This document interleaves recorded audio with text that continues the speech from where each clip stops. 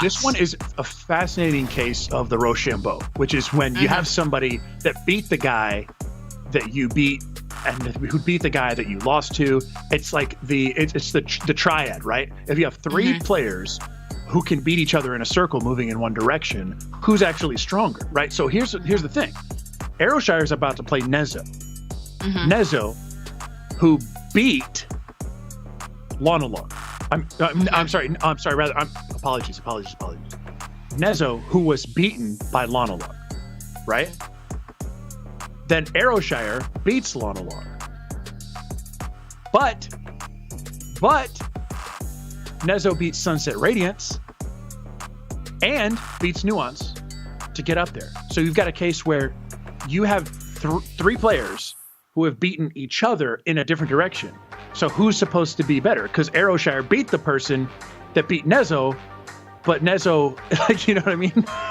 Yeah. No, 100%. It's really difficult to see because Nezzo was actually sent to losers around round 4, which I consider the gauntlet. You know what I mean? Like that's about 4 different rounds that you have to win in order to get out of pools. And they have been sufficiently strong about getting through. Like these matches that we're seeing inside of this previous bracket, these were relatively close matches. Like Nezzo had to fight tooth and nail against some of the best here. Sunset Radiance, Nuance, Fast Turtle, all people that Nezzo beat in order to get to this exact position where they were defeated by someone that aeroshire defeated previously, like you stated. So it's a difficult... Yeah, Lonolog's the sort of the middle hinge, right? Nezzo beat Lonolog. Lonolog beat aeroshire, and now it's aeroshire versus Nezzo. I love sets like that because it's a lot of personal data, right?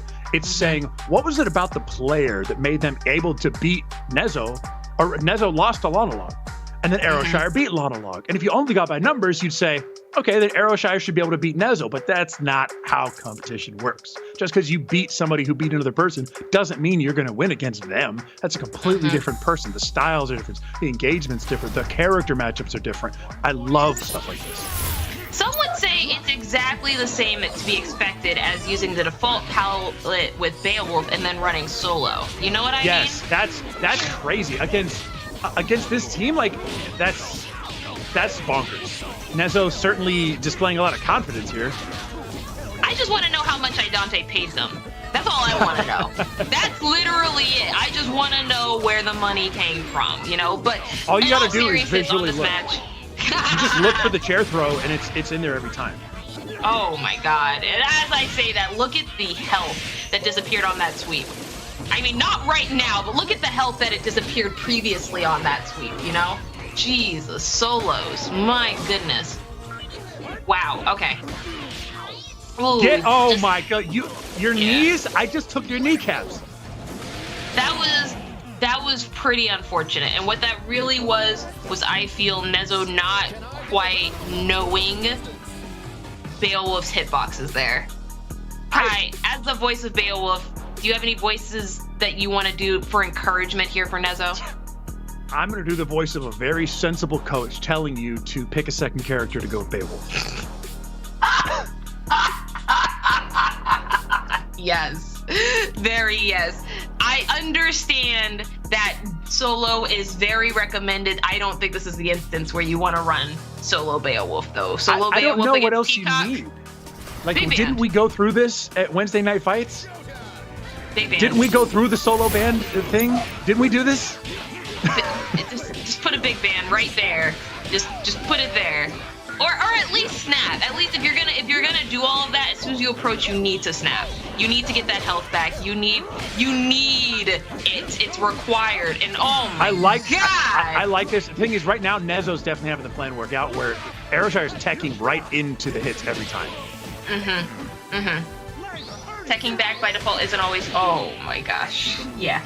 You have to be really respectful, especially when you don't have a secondary character to DHC into to make it real. And I think Nezzo's just being a little bit too aggressive right now. Please snap. Yeah, now Please Nezzo is snap. just getting hit.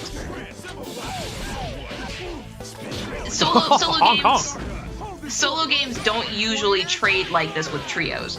They're either very, very very, very aggressive. They just win straight up, take literally no damage, or they get absolutely murked. And what I'm seeing here, unfortunately, is Nezzo not 100% being comfortable with the character. That was smart. Please snap. One hit of armor to get that up. You can't snap. Now you can snap. Oh, just gonna go for the kill. That's fine. That's fine. That's fine. That's fine. Oh Yeah. no, not enough armor. Yeah. I mean, that could have been. That's unfortunate. If that That would have worked, definitely could have. that's one of those moments where, like, in an alternate universe, we're like, man, Nezzo, that was so big brain, like, but not this time. You know, it really does hurt me as a solo player to watch that happen, because I know exactly what's going through Nezzo's mind at every point in the time of that match. The real, genuine pain ultimately comes down to the fact that solo Beowulf is not bad. Is not bad at all.